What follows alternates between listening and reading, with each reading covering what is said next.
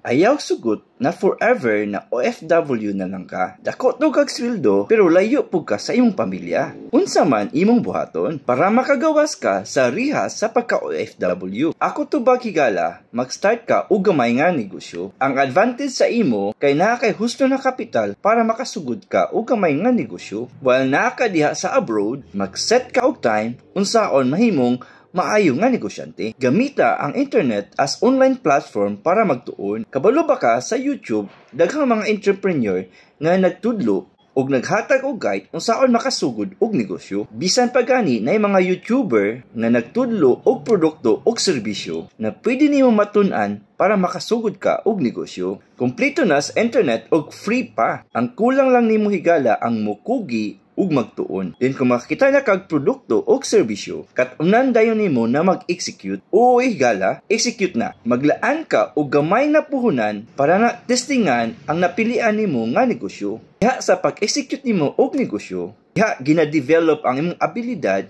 nga mahimo kang tuod nga negosyante.